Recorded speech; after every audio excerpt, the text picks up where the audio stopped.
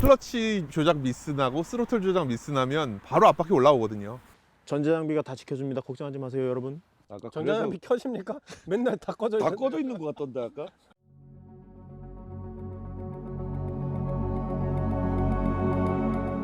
안녕하세요. 월간 모터바이크 양인용 편집장입니다. 오늘은 엔트리 모델 바이크 시승을 위해서 5대의 바이크 그리고 5명의 패널이 준비되어 있습니다. 바이크마다 어떠한 매력이 있는지 한번 만나보시죠.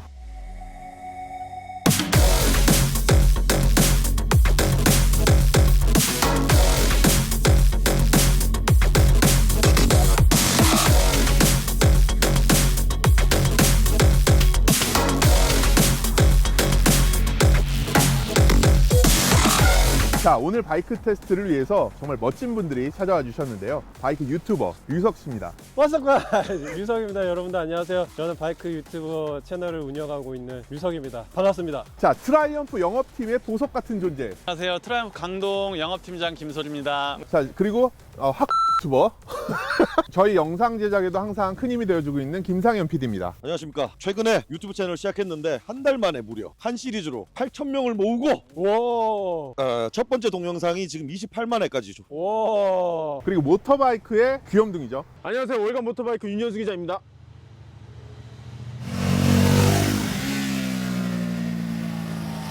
자, 오늘 테스트하게 된 바이크는 어떤 기준으로 선정되었죠? 각 모터사이클 브랜드에서 엔트리 모델이라고 할 수 있는 모델을 저희가 다 모았습니다. 모터사이클 입문자가 각 브랜드의 어떤 성향을 가장 쉽게 느껴볼 수 있는 모델들이라고 할 수 있죠. 그러니까 엔트리라고 하는 거는 어떠한 브랜드에 들어가는 그런 첫 관문 같은 모델이 되는 거잖아요.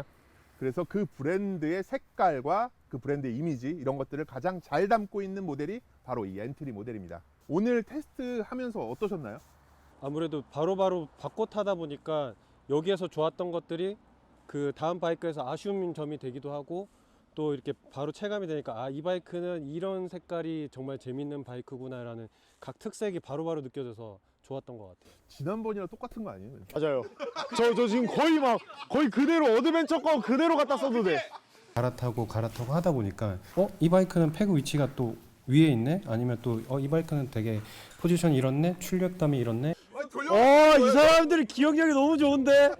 돌려받기가 안 그거 되네. 영상 2개 합치면 똑같은 거 나온다 이렇게? 아까 말했던 것처럼 각 모델마다 특성이 명확하게 느껴진다는 거. 그러니까 사실은 전 이 엔트리 모델이라고 했을 때 한정된 그런 시장에서 자기만의 특색을 정말 어필할 수 있을까? 라는 게 저한테는 되게 중요한 포인트였는데 생각보다 그 각 브랜드가 지향하는 어떤 목적성을 굉장히 또렷하게 네. 나타내고 있더라고요. 저도 되게 방금 윤 기자님처럼 공감하는 부분이 있는데 사실 다들 바이크 지금 오래 타셨잖아요. 뭐 10년 이하로 타신 분은 없으시죠 여기? 그렇죠. 예. 그리고 대부분 아마 고배기량 타셨을 것 같고 대부분 뭐 레이스도 다 해보셨을 것 같고 굉장히 뭐 경력 많이 있으신데 비슷한 생각이 있었어요. 엔트리 클래스 쪽으로 내려갈수록 그러니까 각 브랜드의 플래그십이 아닌 뭐 미드레인지 아니면 엔트리로 내려갈수록 사실 비슷비슷해지기 쉽거든요. 금액적인 한계가 있기 때문에 그리고 배기량의 한계도 있기 때문에 그럴 거라고 생각했는데 막상 오늘 같은 자리에서 5대 모아서 비교 라이딩을 하다 보니 이렇게 다르구나, 특성이 명확히 다르구나 하는 점들이 좀 새삼스럽게 많이 느껴졌습니다. 엔트리 모델을 선택하는 사람은 전 크게 두 부류라고 생각해요. 진짜 우리 어렸을 때 생각해 보면 그 금전적인 여유도 없고 이제 바이크를 시작하는 사람들이 뭐 그런 것도 생각하는 게 있는 반면에 이제 뭐 지금 우리 나이 또래에 시작하는 사람도 있거든요. 맞아요. 그런 사람들 기준은 명확하게 다르단 말이에요. 그래서 오늘 그런 것들을 더 제대로 느껴볼 수 있었던 것 같아요. 한 부류 더 있는 것 같아요. 세컨 바이크 구매하시는 분. 네. 세컨으로 하나 더 하시는 분들. 사실 자기가 어떤 바이크를 타고 있는데 이게 좀 평소에 타기엔 좀 부담스럽거나 뭔가 그러니까 출퇴근에 타고 나가기에는 좀 크거나 주차가 좀 어렵거나 이런 것들도 있잖아요. 그럴 때 이 엔트리 모델들이 정말 좋은 선택이 될 수 있다. 가벼운 마음으로 뭐 동료분들, 지인분들하고 야 우리 이번에 이거 좋게 나왔대. 이거 한 대씩 같이 사자. 이런 가벼운 분위기로 접근하시는 분들 많이 계신 것 같아요. 네. 사실 오늘 저희 5이 정말 오랜만에 이 작은 바이크들을 타고 5명이 달렸는데 야, 너무 재밌었어요. 작은 바이크여서 매력적인 부분이 있는 것 같습니다. 저희가 모터바이크 사무실에서 출발해서 여기 시승 테스트하는 곳까지 꽤 도심을 통과하기도 했고 꽤나 타이트한 와인딩 로드도 달리기도 했는데 또 하나는 뭔가 경사진 데서 유턴을 해야 되는 굉장히 맞아. 초보자라면 어쩌면 뭐 초보자가 아니라도 꽤 불편할 만한 요소들이 많았거든요. 근데 그 누구도 부담 없이 생각보다 재밌게 즐기면서 테스트를 할 수 있었던 것 같습니다. 사실 뭐 저는 20년 넘게 타긴 했지만 지금 타고 있는 바이크 솔직히 제가 끌려가는 느낌이 강하거든요. 근데 밑바닥부터 오늘 간만에 다 써본 것 같아요. 라이딩을 하면서. 아 근데 오늘 바이크들이 거의 이제 뭐 유럽제 바이크들 그리고 이렇게 여러 가지 바이크들이 있는데 뭔가 우리가 흔히 생각하는 그 일제 바이크들이 좀 없거든요. 혹시 이유가 있는지. 사실 이 모델 테스트를 위해서 저희가 이 바이크를 다 모으는 과정에 일본 브랜드들의 시승차들이 아무래도 모델 이제 변경 주기도 되고 하다 보니까 시승차들이 준비가 안 돼서 그런데 오늘 정말 재밌는 점이 한 가지 있어요. 여기 있는 모든 바이크가 인도 생산입니다. 브랜드는 다 다르지만 이 인도 생산이라는 공통점이 있어요. 왜 인도냐 하면은 확실히 인도가 모터사이클이 굉장히 큰 시장을 가지고 있고 또 굉장히 좋은 이 제조 시설들을 갖추고 있어요. 그렇기 때문에 규모의 경제 그리고 가격 경쟁력이라는 측면에서 인도라는 곳이 모터사이클 시장의 중심이 점점 되어가고 있는 게 요즘의 현실인 것 같습니다. 그래서 이 바이크들이 뭐 생산지가 어떻고 뭐 저떻고 하는 거는 사실 아무런 의미가 없어요. 그러니까 바이크의 재미만 놓고 한번 비교해 보도록 하겠습니다. 어느 정도 이제 그 시대의 변화가 되면서 이제 중국 메이드 인 차이나가 많아졌던 것처럼 이제 바이크도 이제 메이드 인 인디아가 많아지는 게 그런 흐름이 아닌가 그런 생각도 좀 드네요. 자, 그러면은 이제 한 대 한 대 바이크를 돌아가면서 어떠한 매력이 있고 어떠한 재미가 있는지 살펴보도록 하죠.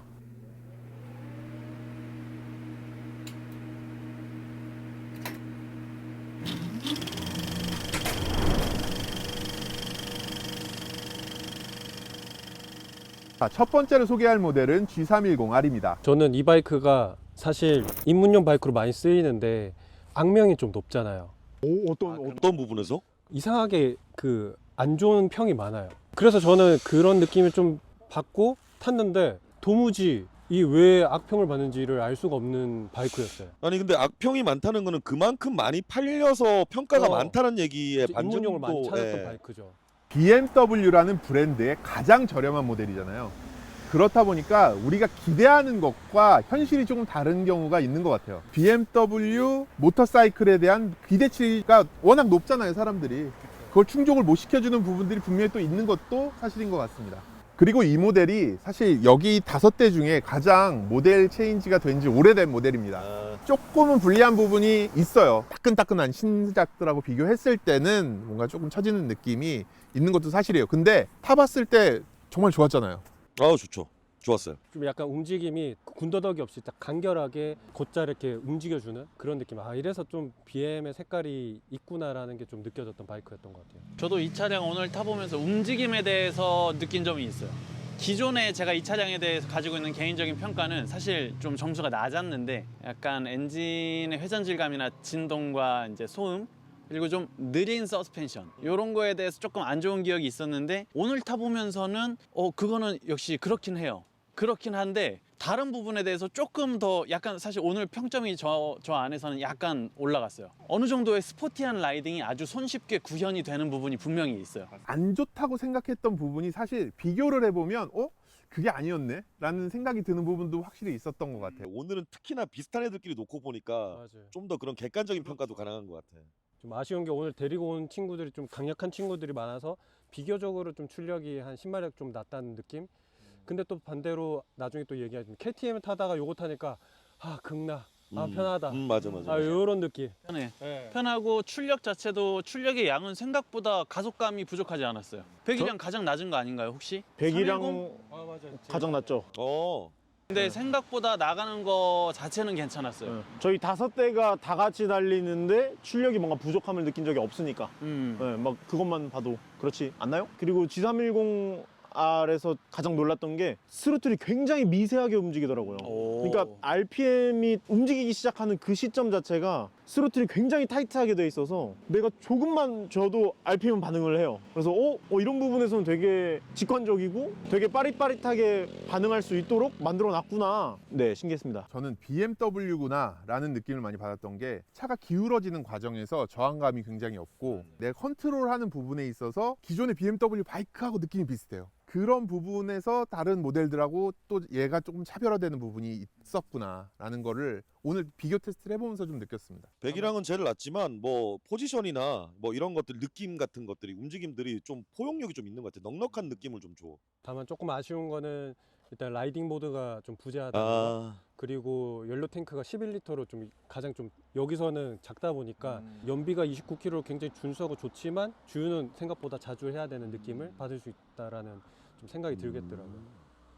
그리고 이 바이크가 좀 독특한 점이 있어요. 보통은 엔진의 뒤쪽으로 흡기가 들어가고 배기가 앞쪽으로 나오거든요. 근데 얘는 배기구가 앞에 없어요. 배기 라인이.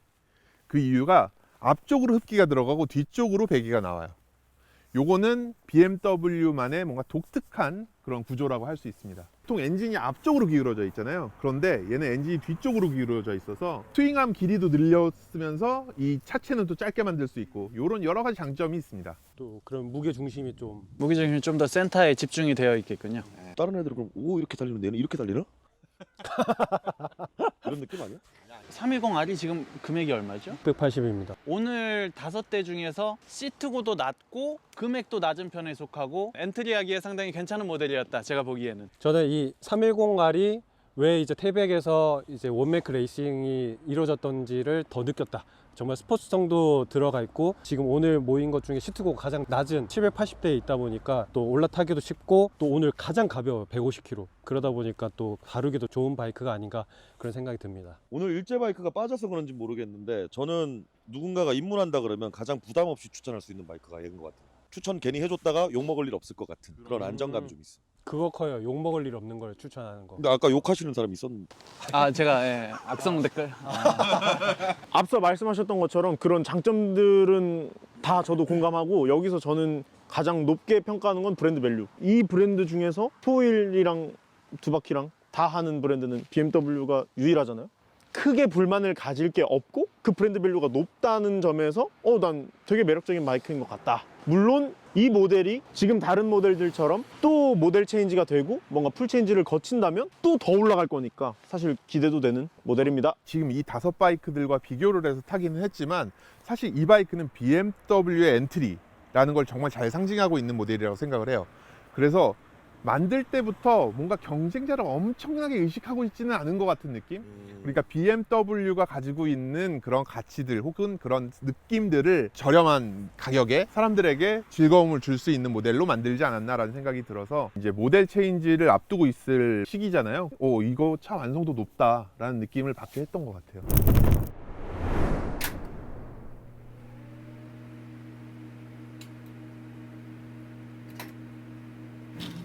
자, 이번에 소개할 바이크는 로얄 엔필드의 헌터 350입니다.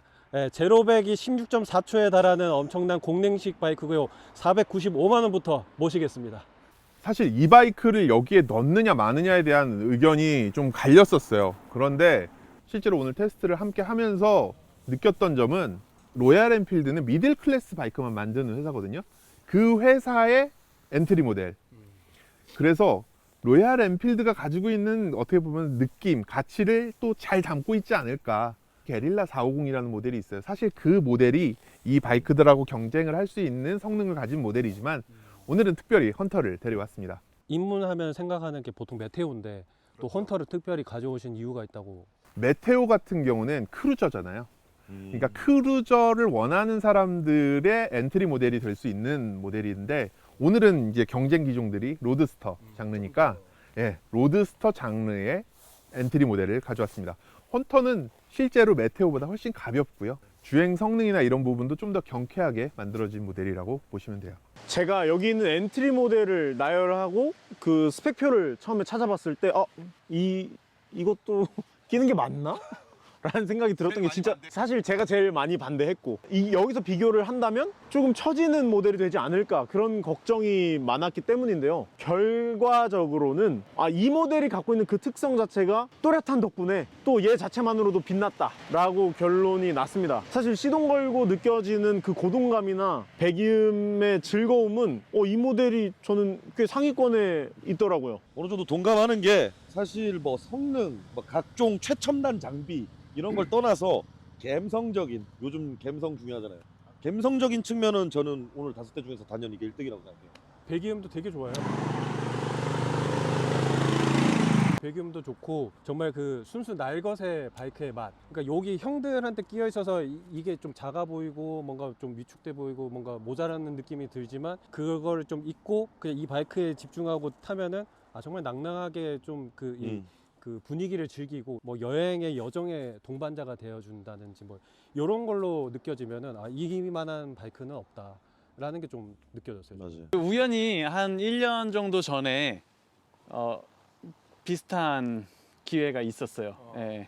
그때도 솔직하게 저는 이 차가 가장 마음에 들었고 성능은 솔직히 뭐 아주 큰 차이가 나는데 구매 가능성에서는 이 차가 거의 밑에까지 따라왔어요. 이런 차를 탈 때 별로 그렇게 바이크의 브랜드나 성능이나 어떤 테마나 그런 거에 신경을 제가 덜 쓸 수 있는 자유가 생길 것 같아요. 옛날에 우리 20살 때는 처음에 바이크 탈 때 그냥 재밌었잖아요. 옛날 생각 좀 나게 하는 매력이 있어요. 그런 면에서 저 모델이 경쟁력이 있다라는 거에 동감하는 게 이 모델은 자기가 뭘 어필하면 좋은지 자기가 어떤 게 자기의 장점인지 정확하게 알고 있는 모델인 느낌이에요. 그럴 수도 있어. 자신감이 있어. 네, 오히려 이 친구는 아마 자신감이 있을 거예요. 이해하기가 쉬운 거죠. 이 모델에 대해서 이 모델은 어떤 거구나 이해가 되니까 사실 사는 사람 입장에서도 조금 더 쉽게 고를 수 있는 모델이지 않을까. 그리고 그래서 많이 팔린 거예요. 엔필드 350 많이 팔렸잖아요. 그죠? 네. 오늘 이걸 타면서 진짜 재밌었던 게 얘는 시동을 꺼트리고 싶어도 꺼지지가 않아요. 혹시 꺼져도 몰라서 그런 거 아니에요? 왜 안 가지? 이 엔진의 회전 매스가 엄청 크고 맞아요. 이 클러치도 부드럽고 가볍고 거기다가 클러치를 붙을 때 아이들링이어도 토크가 충분해요. 이거는 곧 어떤 사람이든지 클러치 조작하는 법을 배우면 어렵지 않게 이 바이크를 탈 수 있다는 거예요. 스로틀도 조금 서툴어도 얘가 조금 어느 정도 부드럽게 바꿔주는 느낌이 있어서 푸근하게 받아주는 부분도 있는 거거든요. 그래서 정말 엔트리 그리고 시작하는 사람들을 위한 바이크라는 측면에서는 굉장히 전 높게 점수를 주는 모델입니다. 맞아요. 조작 미스에 대한 관용도가 제일 높은 것 같아요, 저 차가. 예. 조금 더 솔직하게 말하자면 클러치를 튕겨보기도 하거든요. 그러니까 이 바이크가 정말 한계 RPM까지 올라간 상태에서 클러치가 한 번에 붙으면 어떻게 될까? 그 성능을 테스트하고 싶어서 해봤는데 아무 일이 일어나지 않더라고. 조금 어이쿠 하고 앞으로 나가더라고요. 맞아. 근데 그게 초보자들한테는 엄청 자주 있는 일이고 위험한 일이잖아요. 살려주는 거예요. 정확한 몇번 살려주는 건데 그거. 스로틀 조작이 미숙해도 클러치 조작이 미숙해도 이 바이크는 꿋꿋이 나아간다. 그냥 간다. 아무 일도 없는 것처럼. 사실 여기서 제일 퍼포먼스가 좋다고 하면은 390 듀크라고 할 수 있는데 클러치 조작 미스나고 스로틀 조작 미스나면 바로 앞바퀴 올라오거든요. 누구나 빨리 달리기를 원하지는 않을 거라고 생각을 해요. 특히나 클래식 바이크, 내가 클래식 룩을 좋아하는 사람 입장에서는 이 바이크가 빠르든 느리든 별로 상관없다고 생각해요. 그런 면에서 헌터 350은 클래식한 룩에 만만한 주행 성능, 이 조합이 되게 매력적인 모델인 것 같습니다. 오늘 처음에 시작하실 때 그냥 5대 갖다 놓고 엔트리급 테스트한다고 하셨는데 아무래도 서로서로 비교될 수밖에 없었잖아요. 제가 느끼기에 이 친구는 오늘 좀 양반 같아. 니들이 앞에 가서 뭘 하든 말든 경쟁에 관심이 없어. 얘는 그냥 약간 그런 느낌. 오늘 이 5대 바이크 중에 저보고 사라 그러면 내가 산다고 생각하면 선택하지 않을 가능성이 가장 높은 바이크예요. 근데 누군가 바이크에 입문하는데 어떤 바이크가 좋아 라고 하면 정말 쉽게 추천해 줄 수 있을 것 같아요.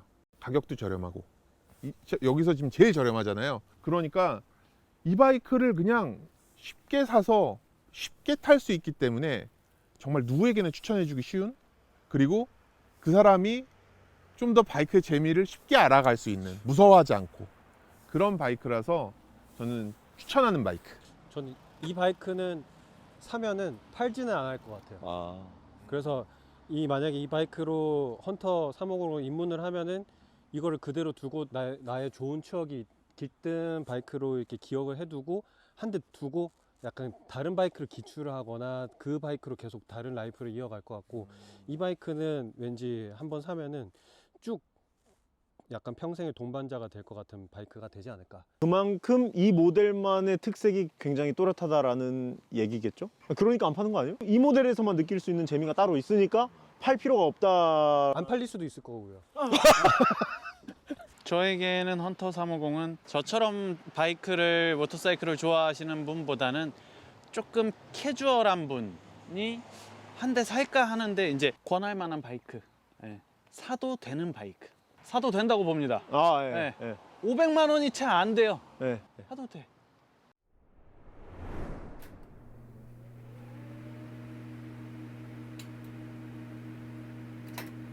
자, 이번 바이크는 허스크바나의 스바르트 필렌 401입니다. 단연 오늘 모인 5대 중에서 미려한 디자인을 뽐내는 미려하지 않습니까? 손짓이 조금 약간 좀 뭐 재밌는 게 예. 오늘 이 5대 중에 현대적인 바이크가 2대가 있고요. 클래식한 스타일이 2대가 있고 얘는 어느 쪽에든 붙을 수가 있어. 박쥐 같아. 이게 네오 레트로인가요, 그러면? 네오 레트로? 또 네오 레트로. 허스크바나가 끌어가고 있는 네오 레트로 이미지를 그대로 적용한 모델이고, 그리고 이번에 풀 체인지 되면서 한 단계 달라진 모델이라고 이해하시면 됩니다. 오늘 얘가 제일 비싸잖아요. 895. 아, 얘보다 얘가 더 비싸요? 네.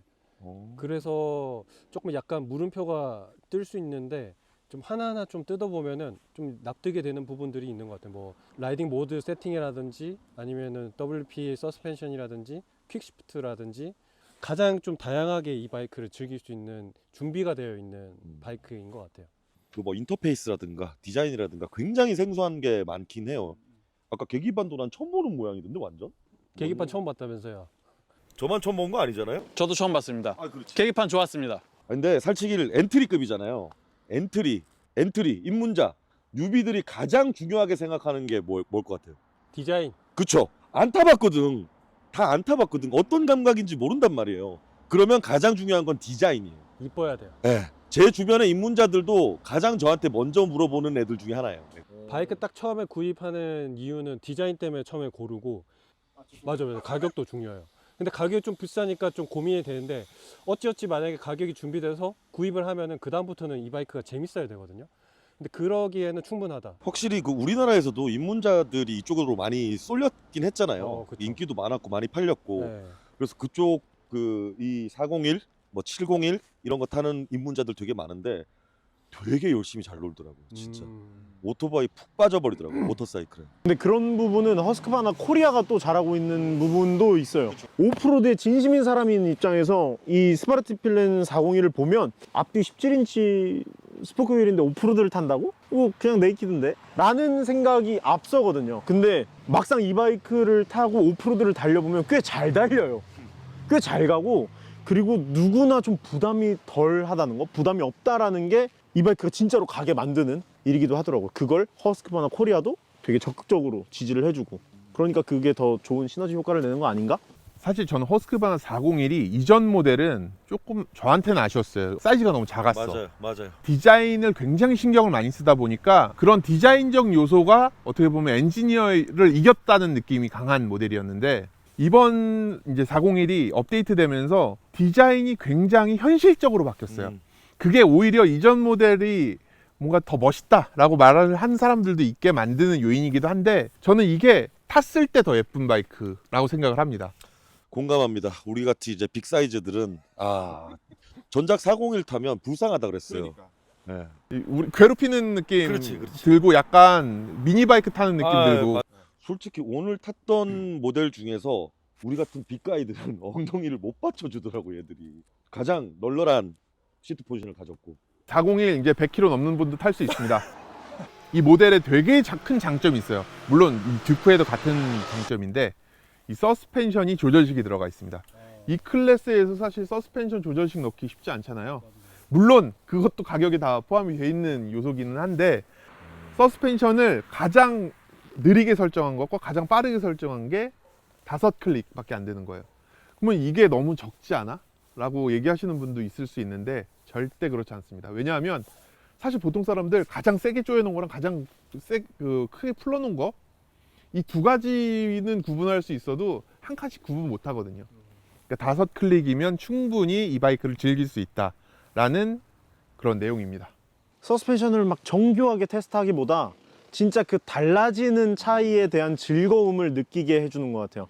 그래서 정말 그게 재밌고 그거에 크게 느껴진다 그러면 옵션이 또 있으니까 WP에서 준비된 게 더 많은 걸 바꿀 수 있는 서스펜션이 준비가 돼 있으니까 돈 더 주면 클릭수 추가해주네.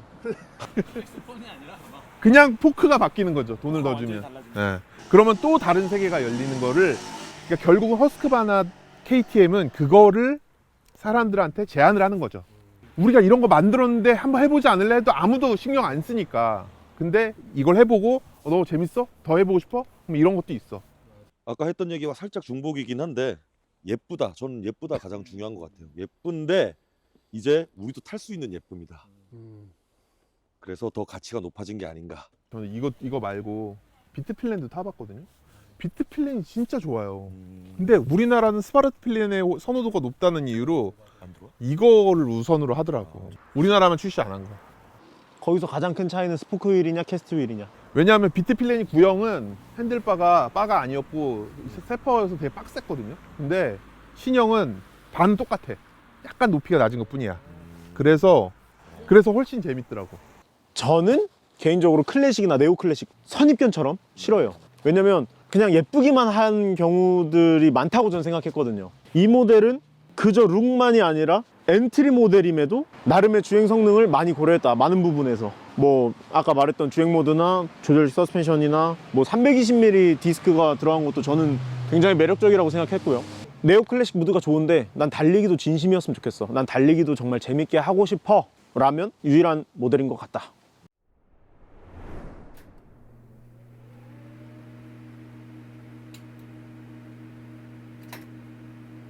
이번에 소개할 바이크는 KTM의 390 듀크입니다.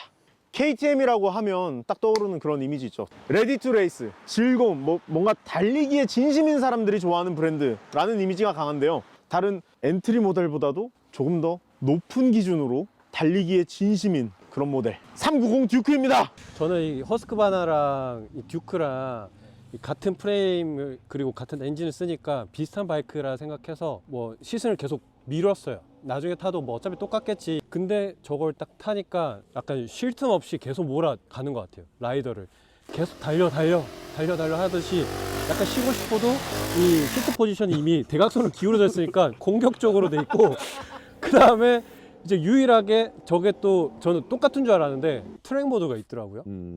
그 다음에 말씀하신 것처럼 런치 컨트롤.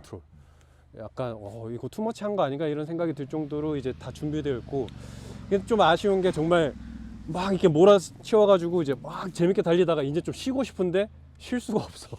쉴 수가 없어. 계속 쉬려고 어떤 편한 자세를 취하려고 해도 편하지가 않아. 이 바이크는 다른 엔트리 모델이랑 뭔가 눈치 싸움을 해서 내가 뭐 이거 조금 더 낫고 조금 더 뭐 이거 어떻게 하고 이게 아니라 애초에 트랙 모드를 넣은 것처럼 390 듀크는 지향점이 정확하게 그냥 레이스의 진심이고, 이 모델로 트랙을 타도 무방할 정도로 엔트리 모델이라는 그런 시선으로 보기에는 정말 대단한 모델이다. 엔트리라는 울타리에 넣을 수 없다. 엔트리라는 울타리가 있고 정형화된 틀이 있다면 KTM은 난 싫어, 난 내 마음대로 할 거야, 여기다 그냥 만들어 버렸다. 우리는 엔트리 여기서부터 시작한다 약간. 엔트리는 여기서 시작한다. 근데 심지어 허스크바나보다 5만 원 싸. 합리적인 가격. 잠깐. 아니 맞아. 아까 말한 것처럼 이 바이크는 앉아서 자세를 취하고 스로틀 조금만 열어보면 달려야겠다. 나 더 달리고 싶다라는 마음을 들게 만들어요. 정말 그렇게 만드는 신기한 바이크예요. 네, 누가 타도 이 바이크는 쉽게 재밌다고 느낄 수 있을 것 같은 그런 모델입니다. 이번 모델이 모델 체인지가 진짜 따끈따끈하잖아요. 최근에 모델 체인지가 됐고 이번 모델이 유난히 시트가 딱딱해요. 그래서 저는 약간 그 느낌 받았거든요. 예전에 레이스 카울하고 그 위에 스펀지 하나 덧댄 바이크 있잖아요. 약간 그거 타는 느낌이었어요. 디자인도 그렇게 해놨어요. 플라스틱 카울 위에 얇은 커버처럼 이제 시트가 있는데, 그래서 리어의 피드백이나 리어에 대한 느낌이 정말 완벽하게 엉덩이로 전달이 돼요. 그게 장점이겠지만 단점이기도 한 거죠. 근데 이거를 분명 고민했을 거예요, 얘네도. 근데 이렇게 밀어붙인 이유는 이게 우리야, KTM이야, 그리고 KTM의 색깔이야 라는 거. 그게 KTM의 엔트리 모델이다 라는 설명인 거죠. 엔트리라는 단어가 잘 안 어울려요. 그러니까 그냥 듀크 형제 중에 가장 낮은 배기량을 가진 포지션인데 아, 엔트리라고 하면 보통 사람들이 이제 입문할 때 쓰잖아요. 말을 아니에요. 이 차는. 근데 사실 그게 맞는 게 KTM은 배기량으로 우위를 약간 얘기하기가 애매해요. 890이 1290보다 훨씬 뛰어난 부분도 있고, 배기량이 다르고 엔진이 다르기 때문에 특성이 다른 부분이 생기는데, 그런 하나의 플래그십 같은 느낌으로 만들어져 있는 거죠. 맞아요. 보통 우리가 이제 바이크를 오래 타면 거의 제일 큰 배기량 하이엔드급으로 가는데, 그런 거 타는 사람들도 KTM 와서는 그 아래 혹은 그 더 낮은 배기량을 고르는 경우가 많더라고요. 근데 얘도 약간 그런 느낌이에요. 시트 이야기에서 나왔던 것처럼 시트가 폼이 얇아졌다, 그리고 뭐 피드백이 좀 더 좋아져서 스포츠 주행하기엔 좋지만 편안함이 떨어진다, 승차감이 떨어진다, 편안하게 달리기 힘들다라고 하지만 시트고가 15mm 낮아졌어요. 이번 신형으로 오면서 390 듀크가 이번에 풀체인지 되면서 리어 서스펜션 구조가 바뀌고 그 사이드로 리어 쇼이 옮겨가면서 시트고를 낮출 수 있었다고 얘기해요. 옵션으로 또 선택을 하면 20mm가 또 낮아져요. 최대 800mm까지 시트고를 낮출 수 있다. 제가 전 직장인데요. 네. 제가 KTM에서 영업했었는데, 네. 점점 대중적인 차량들을 만들고 판매하고, 하물며 엔트리급인데 390 듀크는, 근데 오랜만에 만난 KTM 새 차 더 가고 있어. 더 가고 있어 계속. 제가 전에 일했을 때도 상당했거든요. 그 약간 그 남다른 부분이. 그때는 제 20대 때인데 굉장히 좋아했어요. 스포츠 라이딩을 지향하는 부분들, 그리고 그 작은 차에 큰 엔진을 물리고 좋은 서스펜션을 사용하고 이러면 돼. 우리 바이크는 이게 짱이야 했었는데, 지금은 아유 더 갔어요. 그래서 한마디로 대단하다. 저는 더 이상은 아니에요. 이제는 아니에요. 저는. 공격적인 주행을 좋아하고, 그리고 레플리카는 싫고, 그런 사람들에게는 390 듀크만한 건 없다라는 생각으로 정말 공격적이고 내 있는 내 라이딩 스타일을 모두 다 쏟아내고 얘가 소화해 줄 수 있는 능력이 있는 애. 사실 이 지금 우리가 테스트하고 있는 이 바이크들 있잖아요. 시작이에요. 125cc만한 사이즈에, 그러니까 원래 373cc 엔진을 달아가지고 엄청 재밌는 차가 나온 거죠. 그래서 포켓 로켓이라는 이제 별명이 생겼고, 그로 인해서 어떻게 보면 나비 효과처럼 지금 이런 바이크들이 다 나오고 있는 거예요. 사실 390이 가지고 있는 위치는 굉장히 단단하고 견고하다고 생각을 합니다. 이 모델이 사실 누구에게나 권할 수 있는 모델은 아니에요. 이 전작들로 입문한 동생도 있어요. 실제로 아직까지 잘 타고 있고, 누구에게나 권할 수 있는 차는 아니지만 입문을 원하는 이 성향에 맞는 사람에게는 정말 이거 외에 선택지는 없는 느낌이에요. 네. 저도 진짜 실제로 그 똑같은 엔진인데 이거는 레드존 한 번도 친 적이 없는데 저거는 계속 레드존 쳤어요. 마음가짐이 달라진다는 게 그런 것 같습니다. 그게 시트 각도 때문에 그래. 근데 우리 지금 얘기하면서 디자인에 대해서 한마디도 안 한 거 알아요? 진짜 그래요. 이게 뭐냐면, 아까 어떤 모델은 디자인이 가장 중요하다고, 어떤 사람에게는 디자인이 가장 중요해서 디자인이 이뻐야 그 다음 뭔가가 수순이 이어지는데, 이 모델은 디자인에 대해서 이야기를 하기 이전에 주행 성능에 충격을 받는 거죠. 네, 창 돌려버려가지고 디자인 기억도 안 나. 근데 디자인을 가볍게 이야기하자면 뭔가 폭발하는 그 순간을 담았다고 해요. 골목에서 튀어나오면 깜짝 놀라기도 해. 으악, 이거 뭐야? 으악! 390 듀크다!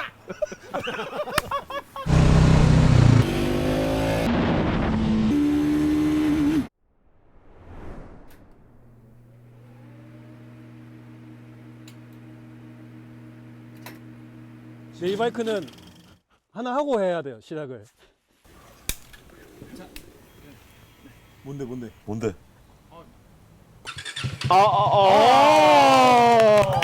아니 근데 가만히 봐.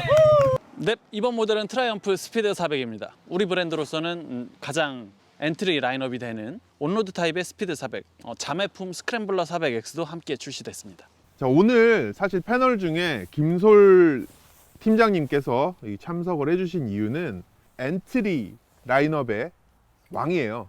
그러니까 예전에 실제로 듀크를 가지고 레이스를 나가서 꽤 상당한 이제 성적을 거둔 적이 있고 실제로 바이크를 굉장히 잘 타시는 분입니다. 그리고 예전에 모터사이클 저널리스트로도 활동을 하셨고 트라이엄프의 직원이기도 하지만 공정하게 이 바이크들을 평가해 줄 수 있는 패널이라고 생각을 해서 오늘 모셨으니까요. 자, 트라이엄프 스피드 400 어떤가요? 완전히 좋습니다. 아니, 아주 좋습니다. 나 공정하다고 얘기까지 밑밥까지 깔아놨는데 한국말은 끝까지. 완전히 우수하고 완전히 좋은데 저에게 그렇습니다. 네. 저는 요즘 이 정도 바이크가 가장 좋아요. 네. 디자인도 좀 중요하고 약간 클래식한 디자인도 있었으면 좋겠고 그렇다고 해서 성능이 또 너무 뒤처지면 또 안 되고 타오던 스타일이 있으니까 어느 정도 스포티한 성능 그리고 또 한가할 때는 한가하게 달릴 수도 있는 디자인도 괜찮고 여러 가지 보았을 때 사실 그렇게 하다 보면은 이제 비교 대상군들 중에서 최고가 될 수는 없거든요. 평점이 10점 만점에 8.5나 9점짜리가 균일하게 나오는 사실 그런 특징이 트라이엄프 브랜드 모터사이클들이 대체로 좀 그런데 엔진도 좋아야 되고 서스펜션도 적당히 해야 되고 디자인 마감도 훌륭해야 되고 여러 가지 것들이 다 고르죠. 끝까지 미쳐 있진 않아요. 어떤 한 부분에 대해서. 저는 할리 데이비슨 굉장히 좋아하고 KTM도 좋아하는데 극단적으로 약간 말이 몇 자기 캐릭터. 저 끝까지 들어도 똑같은 것 같은데. 바이크가 참 잘 나왔어요. 진짜. 내가 거짓말이 아니라 자꾸. 저희도 그때 그 스페이스 처음 탔었었고 그때도 너무나 좋은 인상을 가지고 있었던 바이크인데 오늘 이렇게 여러 가지 바이크를 타니까 더 체감이 되는 게 제가 듀크를 타다가 310R을 타니까 극락 진짜 편하다 하다가 310R 타다가 스피드 400 타니까 진짜 초극락 너무 편한 거예요. 시트의 편안함도 느껴지고 주행 질감에 대한 재미도 있고 근데 그 문장을 중간에 한 번씩 마무리해 주시면 좋을 것 같습니다. 지금 방금 그게 한 문장이었습니다. 이거 자막 치다 보면은 그래서 확대 해가지고 말을 탁 잘라서 이렇게 붙여야 돼요. 그래야 제 말을 줄일 수 있습니다. 트라이엄프 제가 스피드 400을 이제 현지 시승을 했을 때 너무 좋은데 한 가지 단점이라고 얘기했던 게 있거든요. 뭐냐면 스로틀이 지나치게 민감하다였어요. 그러니까 스포티함을 추구하는 건 좋은데 이 클래식한 디자인에 비해서 너무 좀 차가 민감하게 반응을 하니까 핸들링도 재촉하는 느낌 있잖아요. 그런 핸들링이었거든요. 근데 깜짝 놀란 게 이번 유로5 플러스 사양으로 들어온 거잖아요. 한국에 들어온 사양은 훨씬 부드러워진 거예요. 엔진의 이런 회전도 훨씬 부드러워졌지만 이런 토크가 나오는 특성이나 그런 컨트롤하는 부분도 부드러워졌어요. 그래서 이 정도면 엔트리한테는 더 적합한 세팅 아닌가? 라는 생각이 들어서 인상이 더 좋아졌습니다. 생긴 게 재밌어요. 일단은 그 큰형격인 스크램블러 1200을 정말 빼다 박은. 그런데 오히려 옆에서 그 탱크 라인이랑 그 옆에 커버나 이런 엔진 조형이나 이쪽을 보면 오히려 1200보다 밸런스가 더 좋은 것처럼 느껴지기도 해요. 저 각도라든가 이런 게. 크기가 또 예. 전 자꾸 겉멋만 들어가지고 자꾸 디자인만 얘기하는 것 같은데 이쁜 게 좋은 최고. 진짜 이쁜 게 요소인 것 최고예요. 같아요. 예. 그러니까 아까 말씀하셨잖아요. 엔트리뿐만 아니고 세컨 바이크 생각했을 때 맞아요. 저는 가장 편하게 이 차를 볼 것 같아요. 오. 아까 말씀하셨던 것과 같은 이유예요. 자, 명함 드리겠습니다. 예? 저 역시도 원래 이 허스크반 스마트 필렌을 세컨이나 이렇게 하나 더 드릴 생각을 하고 오늘 봤는데 근데 역시나 스피드 400이 더 높은 것 같아요. 점수가. 트라이엄프 코리아에서 가격 발표를 했을 때 그냥 그저 그런 엔트리고 트라이엄프의 그냥 무드 터치 워낙 값싼 재료 가지고도 뭔가 있어 보이는 거 잘 하니까 그렇지. 그런 거 만들었나 보다. 그러니까 저 가격이 나오지. 그러고 실제로 타봤을 때 뭐지 이거? 이 가격이 나올 수 있는 바이크가 아닌데? 라는 생각이 들었어요. 얼마인가요? 659만 원. 659만 원. 사실 제 입장에서는 너무 깜짝 놀랄 정도의 매력적인 가격. 누구나 놀랄 가격이긴 해요. 그렇죠. 이게 합리적인 거예요. 엄청 궁금해서 계속 탔잖아요. 막. 사실 제 입장에서는 가장 놀라운 만큼 많이 관심도가 갔고 그래서 더 많이 테스트했던 것 같아요. 정말 너는 어디까지인지. 보답이 좀 됐나요? 거기에 대한? 솔직히 말하면 끝까지 저를 실망시키지 않았습니다. 네, 제 개인적으로 제가 그려놓은 엔트리 모델이라는 수준으로 봤을 때, 그 기준으로 봤을 때 저 모델은 앞서 말한 것처럼 평균점이 좋다, 오버롤이 그냥 일정하게 되게 좋다 혹시 그 클러치를 타고 이게 항상 그러니까. 테스트 한다는데 요것도 했나요? 했는데 나쁘지 않다. 영국이라는 브랜드가, 제가 트라이엄프를 얘기하면서 항상 자꾸 얘기하게 되는데, 신사의 나라? 저기 축구하다가 그냥 우통 벗고 싸우는 나라예요. 맞습니다. 정확하게. 네. 맞습니다. 그런 민족이 만드는 바이크라는 거를 잊으면 안 되는 거죠. 아까 금액 말씀하셨지만 트라이엄프 코리아에서도 새롭게 진입하는 시장에서 한번 충격을 주면서 들어가려고 아마 노력을 많이 했을 겁니다. 금액 조정 과정에서 또 영국 본사하고 결코 쉽진 않았었던 것 같아요. 궁금한 게 그 가격 책정이 한국의 의지가 셌나요? 영국의 의지가 셌나요? 제가 보기엔 한국의 의지입니다. 맞아. 사실 살짝 걱정인 게 있어요.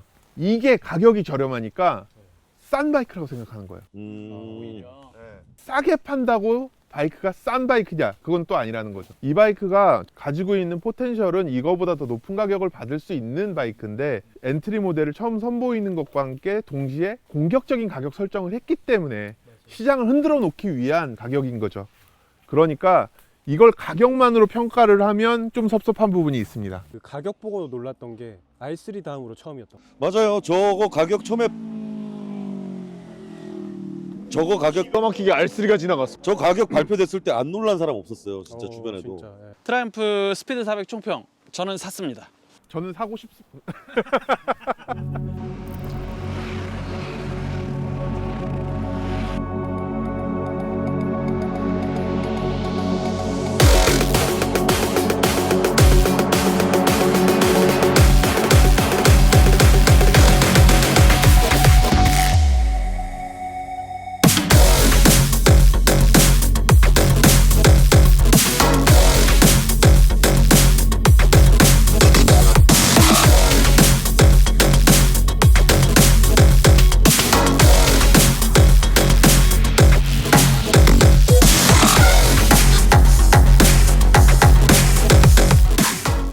어떠셨나요? 좋았죠. 좋았죠.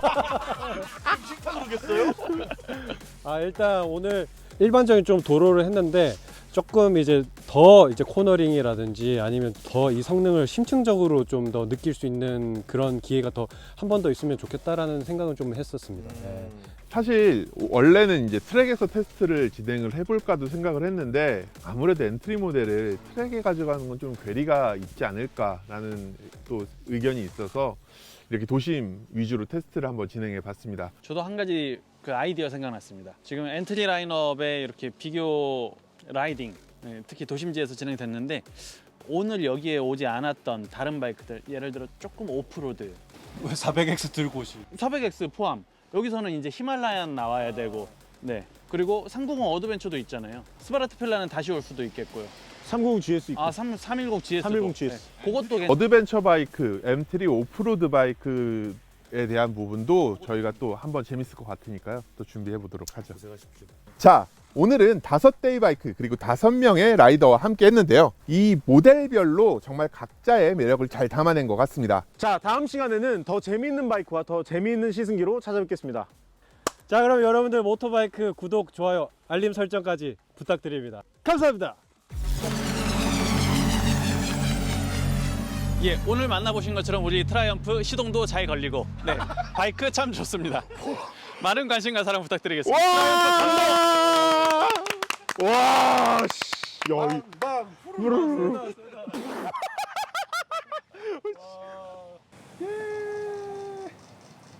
네, 찍었습니다. 수고하셨습니다.